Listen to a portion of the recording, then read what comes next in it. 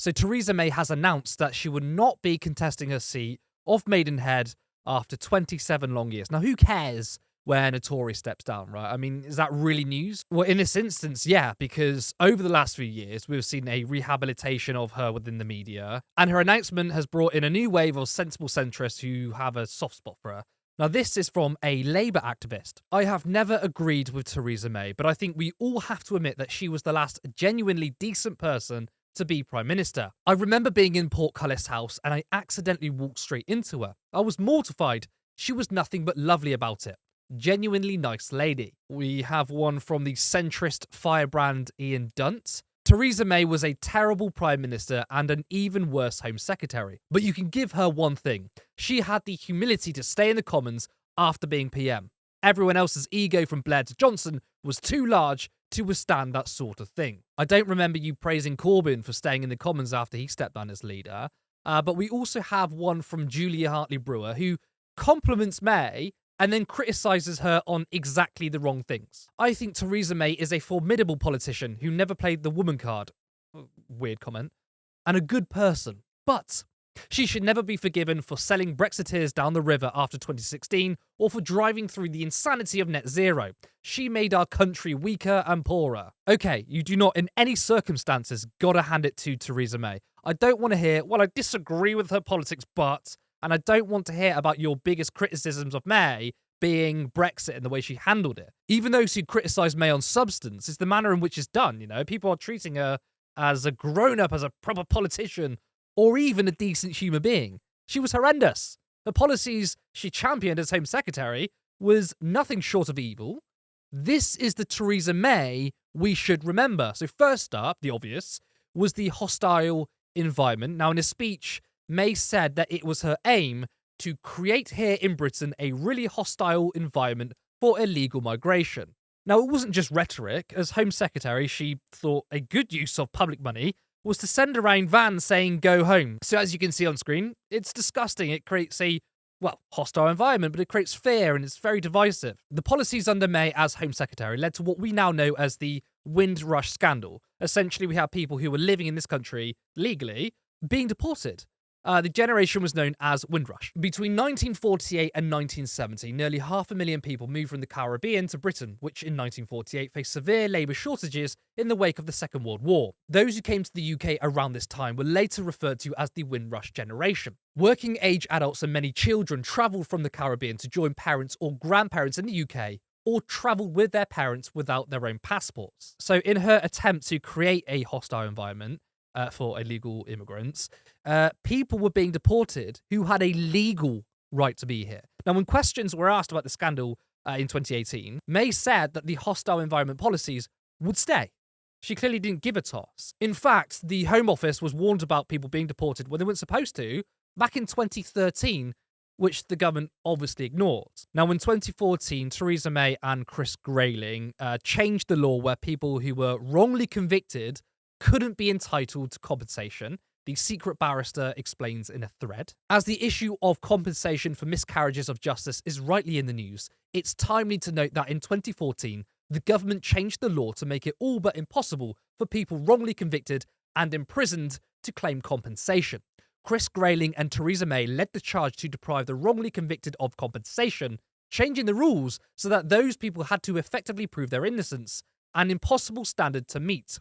The details are in Stories of the Law and How It's Broken. When this spiteful non-compensation scheme was challenged in the courts, the current crop of politicians, those who are now positioning themselves as champions of the wrongly convicted, fought all the way to uphold it. As a result, not a single penny was paid out to victims of miscarriages of justice in 2021. Only 8 people were awarded compensation out of 316 applications between the scheme's introduction up until 2020. Ministers should be asked about this. I mean, why would you, 1, introduce this, and 2, fight to keep it? How does this make society materially better for anyone? I mean, this just seems like pure depravity. Why would you actively fight against justice? And to me, that speaks to your moral character. And I'd like all the people who are saying, well, we think her policies were bad, but she was a decent person. Try and explain that one. It's also quite ironic that May announced this on International Women's Day, as some people in the past has described her as a feminist advocate. Now, this is the same Theresa May who may have covered up the rapes and abuses at Yarl's Wood. This is a paragraph from a Guardian article back in 2015. Theresa May, the Home Secretary, has been accused of allowing the state-sponsored abuse of women at the Yarl's Wood Detention Centre after a Channel 4 investigation uncovered guards ignoring self-harm and referring to inmates in racist terms. May was criticised for extending the contract for Serco to run Yarl's Wood despite allegations about abuse, sexual exploitation, rape and self-harm at the centre in Bedfordshire. There's also a bit more from the website Echo back in 2019. Our new Prime Minister Theresa May has officially taken office and everyone's talking up her feminist credentials. But she's helped to cover up one of the most shocking abuses of women of our time. The hundreds of women detained at the privately run immigration detention centre, Yarl's Wood, have come to the UK seeking refuge. Many of them have fled war in their own countries, and 70% of them are rape survivors. Now many of them report being raped and sexually abused by the very people who should be protecting them, the staff at Yarl's Wood. But we don't know how many. The Home Office under Theresa May refused to release the information, saying it could prejudice the commercial interests of the private companies running Yarl's Wood, like Serco. Wow, what a lovely, lovely person.